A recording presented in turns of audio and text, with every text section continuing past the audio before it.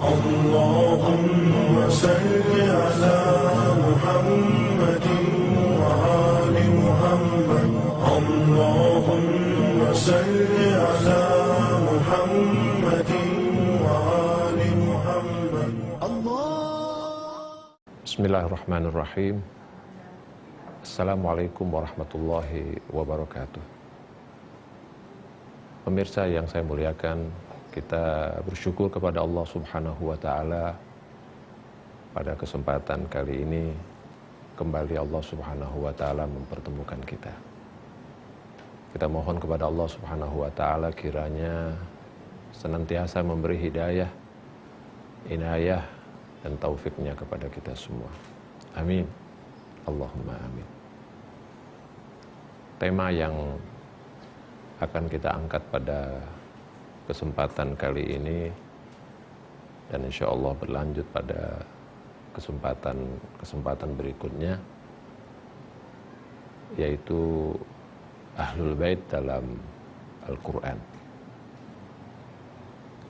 Tentu saja pemirsa, kalau kita berbicara tentang Ahlul Bait dalam Al-Quran, ada banyak ayat yang dapat kita bacakan, dapat kita tunjukkan, dan dapat kita fahami bagaimana kedudukan Ahlul Bait dalam Al-Quran. Bagaimana Allah Subhanahu wa Ta'ala memperkenalkan kepada kita tentang Ahlul Bait. Bagaimana Allah Subhanahu wa Ta'ala mewajibkan kita, bagaimana sikap kita terhadap Ahlul Bait, seperti menghormati mereka, memuliakan mereka, dan banyak hal lagi. Tentu saja ayat-ayat yang berhubungan dengan Ahlul Bait dalam jumlah yang cukup banyak. Tetapi kita bisa bagi dalam dua kategori ayat. Yang pertama, ayat-ayat yang secara khusus dan secara tegas menunjukkan keutamaan Ahlul Bait atau berbicara tentang Ahlul Bait. Seperti misalnya ayat At-Tathhir, ayat 33 dari surat Al-Ahzab yang berbunyi Bismillahirrahmanirrahim, Innama yuridullah liyudhiba ankumur rijsa ahlal bait wa yutahhirakum tathhira. Yang Allah kehendaki dari kamu, wahai Ahlul Bait, hanyalah membersihkan dari kamu segala noda dan segala kotoran, dan mensucikan kamu sesuci-sucinya. Nah, ayat itu jelas, tegas berbicara tentang Ahlul Bait. Ada kategori ayat-ayat yang seperti ini. Ayat-ayat yang menyebut Ahlul Bait secara jelas, secara tegas, secara gamblang. Tapi ada ayat-ayat yang menyebut tentang Ahlul Bait, tentang keutamaan Ahlul Bait, misalnya itu bil isyarah. Tidak secara tegas menyebut Ahlul Bait, tapi ini difahami sebagai Ahlul Bait. Atau nanti didukung oleh hadis-hadis, oleh riwayat-riwayat, bahwa yang dimaksud oleh ayat ini adalah Ahlul Bait. Sebagai contoh misalnya firman Allah Subhanahu wa Ta'ala yang berkata, was'alu ahla dzikri in kuntum la ta'lamu. Tanyalah orang yang mengerti tentang zikir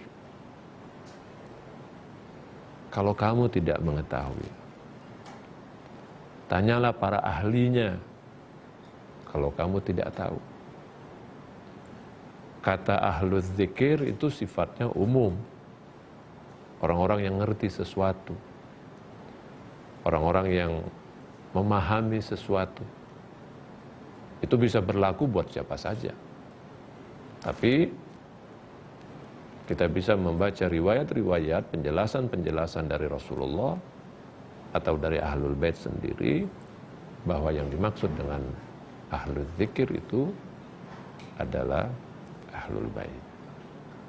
Jadi pemirsa, kalau kita berbicara tentang Ahlul Bait dalam Al-Quran, itu kita bisa lihat dalam dua bentuk atau dalam dua versi ayat-ayat itu tadi. Yang pertama, ayat-ayat yang secara tegas, secara khusus menjelaskan tentang keutamaan Ahlul Bait. Dan itu ada beberapa ayat. Dan yang kedua adalah ayat-ayat yang bercerita tentang keutamaan sesuatu, dan di sana yang dimaksud adalah Ahlul Bait. Atau paling tidak Ahlul Bait masuk dalam kategori itu. Ini dari satu sisi. Dari sisi lain, ayat-ayat yang berbicara tentang Ahlul Bait itu tidak menyebut Ahlul Bait secara personal. Atau dengan kata lain begini, ada ayat-ayat yang berbicara tentang Ahlul Bait itu melihat Ahlul Bait sebagai sebuah institusi, melihat Ahlul Bait sebagai sebuah lembaga. Jadi institusi yang disebut dengan Ahlul Bait. Ada kalanya ayat-ayat yang bicara tentang Ahlul Bait kepada pribadi-pribadi Ahlul Bait, tokoh-tokoh Ahlul Bait. Kalau ayat At-Tathhir yang tadi kita bacakan dan yang sering kita dengar, innama yuridullahu liyudhhiba ankumur rijsa ahlal bait wa yutahhirakum tathhira, itu berbicara tentang Ahlul Bait sebagai sebuah institusi. Nah, tapi ada kalanya bukan Ahlul Bait sebagai sebuah institusi, tapi pribadi-pribadi Ahlul Bait. Misalnya ketika Allah Subhanahu wa taala berfirman di dalam surat Al-Kautsar, inna a'tainakal kautsar. Yang dimaksud Al-Kautsar itu salah satu tentu saja itu adalah Fatimah. Maka Fatimah adalah bagian daripada Ahlul Bait. Dia adalah individu. Dia adalah tokoh yang sedang dibicarakan oleh Allah Subhanahu wa taala. Atau ketika misalnya Allah Subhanahu wa taala berfirman tentang wilayah, innama waliyukumu Allahu wa rasuluhu walladzina amanu minkum. Pemimpin kamu itu adalah Allah, adalah Rasulnya, dan orang-orang beriman di antara kamu yang mendirikan sholat, menunaikan zakat, sementara mereka itu patuh, ruku, sujud, patuh kepada Allah Subhanahu wa taala, atau mereka memberikan zakatnya itu dalam keadaan ruku. Nah, ayat ini ditujukan kepada salah seorang dari tokoh Ahlul Bait itu, yaitu dalam hal ini adalah Amirul Mukminin Ali alaihissalam, Imam Ali alaihissalam. Jadi kita bisa lihat ketika Al-Quran berbicara tentang Ahlul Bait, di satu sisi kadangkala Ahlul Bait disebut dengan kata Ahlul Baitnya seperti ayat At-Tathhir tadi. Di sisi lain menyebut Ahlul Bait dalam sifatnya, di dalam karakternya, seperti tadi Ahlul Dzikir. Di sisi lain kita bisa melihat ayat-ayat yang berbicara tentang Ahlul Bait sebagai sebuah institusi, sebagai sebuah lembaga. Dan di sisi lain pula Ahlul Bait sebagai individu-individu yang ada, seperti Sayyidah Fatimah, Imam Ali, Imam Hasan, Imam Husain, dan sebagainya. Tentu saja sekali lagi ayat-ayat tentang Ahlul Bait sangat luar biasa. Banyak. Cuma bukan dalam bentuk ayat-ayat yang tegas, sharih. Itu hanya beberapa yang bisa kita lihat menyebut kata Ahlul Bait betul atau menyebut tokoh betul, tapi ayat-ayat yang nanti ditafsirkan sebagai ayat-ayat Ahlul Bait. Nah, pemirsa yang saya muliakan, adanya banyak ayat-ayat ini yang berbicara tentang Ahlul Bait, yang menunjukkan keutamaan mereka, yang menunjukkan kemuliaan mereka, itu tentu punya maksud. Allah Subhanahu wa ta'ala ketika menjelaskan tentang mereka semua itu bukan tanpa maksud.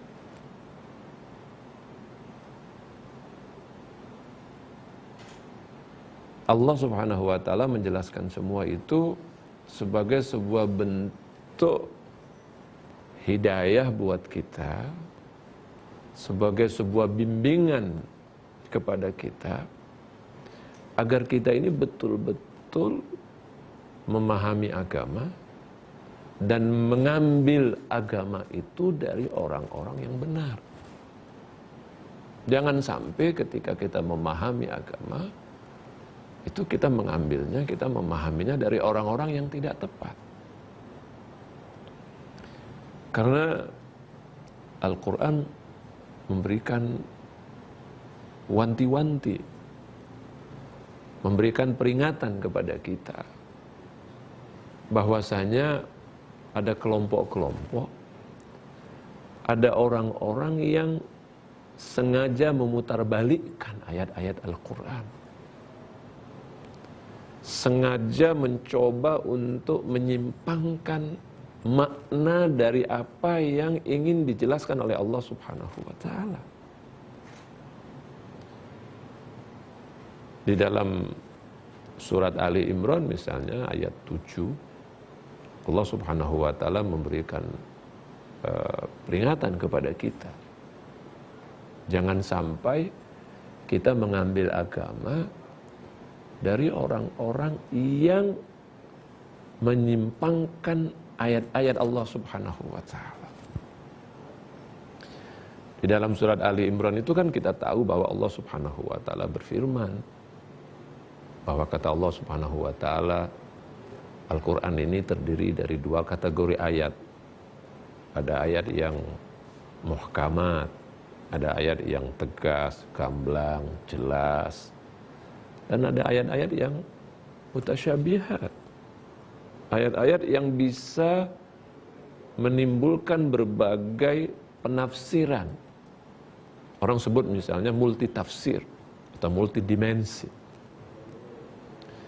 Tapi Allah Subhanahu wa ta'ala kemudian mengingatkan, adapun orang-orang yang di dalam hatinya ada penyakit, fa ammal ladzina fi qulubihim zayghun, orang-orang yang di dalam hatinya ada penyakit, maka mereka itu akan menyimpangkan makna-makna yang sebenarnya yang ingin dijelaskan oleh Allah Subhanahu wa ta'ala kepada kita. Itu sebabnya Al-Quran misalnya memerintahkan kepada kita untuk mengambil agama ini dari orang-orang yang memiliki kedalaman ilmu, memiliki pengetahuan yang benar. Orang-orang yang betul-betul telah ditunjukkan oleh Allah sebagai teladan-teladan buat kita, supaya kita tidak menyimpang, mengambil sesuatu yang salah dari yang kita fahami. Padahal sebagian di antara orang ini, sebagian di antara umat manusia ini, sesungguhnya dia tuh ingin betul memahami suatu kebenaran. Dia beranjak, dia berangkat dari satu keikhlasan, dia berangkat dari satu keingintahuannya yang jujur tentang kebenaran. Tapi bisa jadi di tengah jalan dia justru dialihkan, disimpangkan oleh orang-orang yang tidak bertanggung jawab. Nah, itulah sebabnya para pemirsa, Allah Subhanahu wa ta'ala kemudian memperkenalkan kepada kita, siapa sih orang-orang yang kamu harus ambil ajaran agama kamu itu, Yang kamu harus ambil ajaran agama dari siapa. Itulah sebabnya kemudian Allah Subhanahu wa taala menjelaskan kepada kita tentang Ahlul Bait. Ada banyak ayat-ayat Al-Quran sekali lagi yang menjelaskan tentang keutamaan Ahlul Bait itu. Tujuannya adalah supaya kita betul-betul mengambil ajaran agama dari tempat-tempat yang benar, dari orang-orang yang benar, karena sangat salah, sangat rugi buat kita, ya, sangat disayangkan kalau kemudian ada orang-orang yang punya inisiatif, punya niat baik, kemudian dia malah salah jalan itu. Nah, berkaitan dengan ayat-ayat Ahlul Bait, ayat-ayat tentang Ahlul Bait, ayat-ayat yang populer itu antara lain adalah ayat At-Tathhir di surat Al-Ahzab 33. Innama yuridullahu liyudhhiba ankumur rijsa ahlal bait wa yutahhirakum tathhira. Sesungguhnya yang diinginkan oleh Allah itu adalah menjauhkan kamu dari segala noda, dari segala kotoran, ya, dari segala dosa, wahai Ahlul Bait, dan ingin membersihkan kamu sebersih-bersihnya. Itu satu ayat yang populer. Ayat yang kedua yang sangat populer adalah ayat Al-Mawaddah. Ayat yang mewajibkan kita untuk mencintai Ahlul Bait. Sebagaimana ada di surat Asy-Syura ayat 23. Itu firman Allah Subhanahu wa taala, "Qul la as'alukum 'alaihi ajra illal mawaddata fil qurba." Katakan, aku tidak minta upah apapun dari kamu wahai umatku, wahai umat Islam. Allah Subhanahu wa taala berfirman kepada Nabi, katakan hai Rasul kepada umatmu, la as'alukum alaihi ajra. Aku tidak minta upah apapun dari kamu, sedikit pun aku tidak minta upah apa. Illal mawaddata fil qurba, kecuali mencintai keluargaku.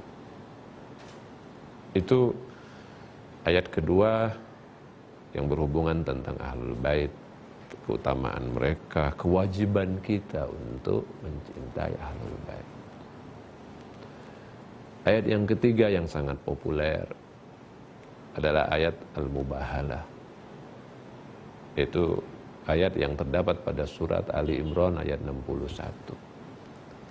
Di mana Allah Subhanahu wa taala menegaskan kepada umatnya bahwa yang pantas menjadi penyelamat umat manusia ini, penyelamat agama ini adalah Ahlul Bait.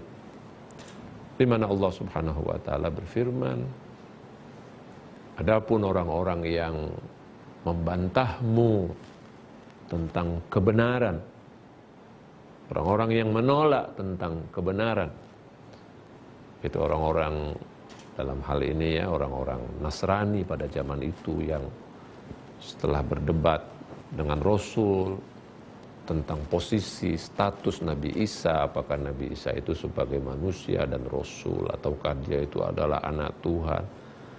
Nah, dibuktikan oleh Rasulullah, terbukti kepada mereka bahwa Nabi Isa itu adalah manusia, Nabi Isa itu adalah Rasul, dia bukan, na'udzubillah, bukan Tuhan, bukan anak Tuhan, tapi dia adalah manusia. Allah berfirman kepada Nabi Muhammad, katakan kepada mereka, kepada orang-orang yang membantah itu, bahwa mari kami panggil anak-anak kami, nad'u abna'ana wa abna'akum wa nisa'ana wa nisa'akum wa anfusana wa anfusakum thumma nabtahil fanaj'al la'natallahi 'alal katsibin. Hai Rasul, katakan kepada mereka yang membantahmu tentang kebenaran itu, yang enggak mau, yang keras kepala, yang enggak mau menerima kebenaran, katakan kepada mereka bahwa mari kita berdoa kepada Allah, kita serahkan persoalan ini kepada Allah Subhanahu wa taala, biar Allah Subhanahu wa taala yang menentukan mana yang benar, mana yang salah, pihak mana yang benar, pihak mana yang salah. Karena diajak berpikir sehat mereka tidak mau, diajak berpikir benar mereka enggak mau, ya sudah, akhirnya kita serahkan kepada Allah. Tetapi untuk membuktikan kebenaran pihak mana, golongan mana, harus ada representasi. Harus ada representasi dari orang-orang itu. Maka Allah Subhanahu wa taala perintahkan kepada Nabi Muhammad, "Hai Rasul, kamu panggil tuh anakmu, suruh mereka panggil anak mereka. Kamu panggil perempuan dari kalanganmu, dari kalangan muslimat, ya, istri muslimat, istri dari orang-orang mukmin, wanisa'il mukminin, dan kalian juga panggil dari perempuan-perempuan kamu, dan panggil orang yang paling terdekat dengan kamu, wa anfusana, wa anfusakum." Itu kita serahkan kepada Allah Subhanahu wa taala. Biarlah Allah yang menentukan nanti siapa yang bohong, biar Allah Subhanahu wa taala melaknatnya. Nah, itu misalnya ayat Al-Mubahalah. 3 ayat ini saja sebetulnya sudah cukup buat seseorang untuk mengenal keutamaan Ahlul Bait. Tentu ada banyak sekali ayat-ayat yang bisa kita angkat. Ya seperti tadi, ini kan secara jelas tentang Ahlul Bait, bahwa itu dijelaskan oleh Al-Quran bahwa mereka adalah orang-orang yang wajib diikuti, yang wajib diteladani. Ya. Kemudian ada ayat yang misalnya secara khusus bicara tentang keimamahan Imam Ali bin Abi Thalib, seperti yang tadi saya singgung, ayat tentang wilayah. Innama waliyukumu Allahu wa rasuluhu walladzina amanu minkum alladzina yuqimunas shalah wa yu'tunaz zakah wa hum raki'un. Pada surat Al-Maidah, ya, ayat 55. Di mana Allah Subhanahu wa taala mengatakan pemimpin kamu itu adalah Allah, Rasulnya, dan orang beriman yang mendirikan salat, yang menunaikan zakat, sementara mereka itu dalam posisi ruku. Nah, ini contoh berikutnya tentang ayat-ayat tentang Ahlul Bait di dalam Al-Quran, di mana ayat ini mengatakan bahwa kepemimpinan itu adalah Allah, kemudian adalah Rasulnya, kemudian adalah Ali bin Abi Thalib sebagai representasi dari kaum mukminin, sebagai tokoh pimpinan dari orang-orang mukmin yang kamu harus ikuti sesudah kepemimpinan Rasulullah SAW. Dengan kata lain, para pemirsa, kita akan coba, ini sekedar contoh saja ya, beberapa ayat-ayat di dalam Al-Quran tentang keutamaan Ahlul Bait itu. Kita akan coba nanti pada kajian-kajian kita yang akan datang membahas tentang Ahlul Bait itu pada ayat-ayat itu masing-masing. Baik ayat-ayat yang bersifat tegas, jelas tentang siapa itu Ahlul Bait, maupun ayat-ayat yang menggambarkan tentang kedudukan Ahlul Bait sebagai A, B, C, sebagai misalnya tadi sebagai rujukan, sebagai teladan, dan sebagainya. Apakah juga baik ayat-ayat yang bicara tentang Ahlul Bait secara institusi, ataupun ayat-ayat yang berbicara tentang Ahlul Bait secara individu. Nah, ayat-ayat itu akan kita kaji, tentu kita akan melihat maknanya, kita lihat pesan-pesan yang ada di dalam Al-Quran, apa yang dimaksud oleh ayat-ayat itu, sebagaimana secara singkat pada pembukaan ini saya kemukakan kepada para pemirsa semua, supaya kita insya Allah bisa memahami kedudukan Ahlul Bait lebih jauh. Sekali lagi tujuannya adalah supaya kita betul-betul benar dalam mengambil ajaran agama. Jangan sampai kita mengambil dari tangan orang yang salah. Kita bermaksud baik, ujung-ujungnya malah kita sesat, ujung-ujungnya malah kita jauh dari kebenaran. Mudah-mudahan Allah Subhanahu wa taala jauhkan kita dari hal-hal seperti itu, dan Allah selalu bimbing kita, Allah arahkan kita kepada jalan yang benar, sebagaimana doa kita selalu ihdinas syiratal mustaqim. Percayalah bahwa dengan ahlul bait Anda akan mencapai syiratal mustaqim itu. Terima kasih.